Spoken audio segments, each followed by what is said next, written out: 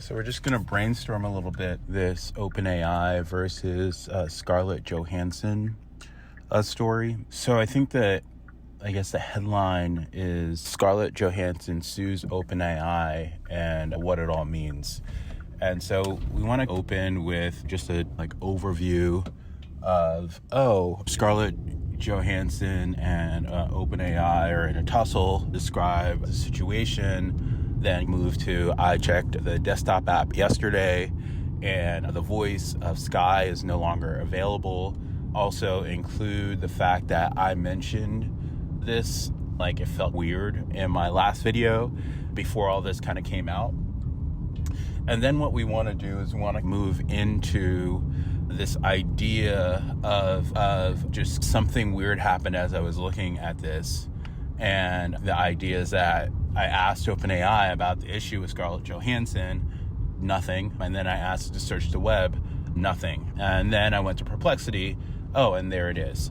And what does this mean for us as brand builders and as we're using this? What does it mean for us as we use these tools and trust these tools? And so I think the thing about it is that there's this idea of trust but verify, or verify then trust. And I think that's the big idea, especially in a world of AI where they're synthesizing the data for you.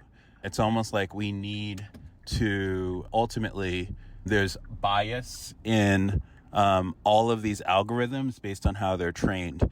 And our work, so a couple of things. And so you might trust an AI as a source, but them giving you the information that you need is not, it's biased, right? And so you have to, we all have to be aware of that bias. And our entire life right now is driven by algorithms. And especially as brand builders, as marketers, as creators, we all trust algorithms and we have to fight them. We fight a lot with Facebook algorithm and the Instagram algorithm and the Facebook ads algorithm and the Google search algorithm. And if you're an Amazon builder, the Amazon algorithm. And so we all are beholden to these algorithms, unfortunately.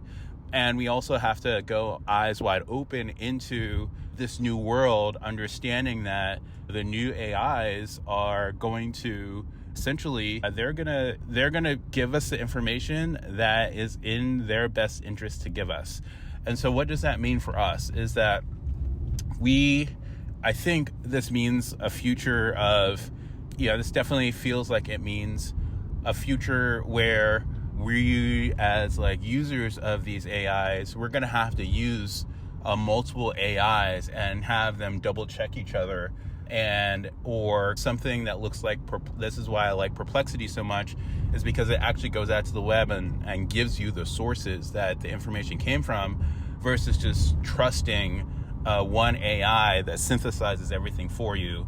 And so I think that's really the upshot of this story. Yeah, that's the upshot of the story.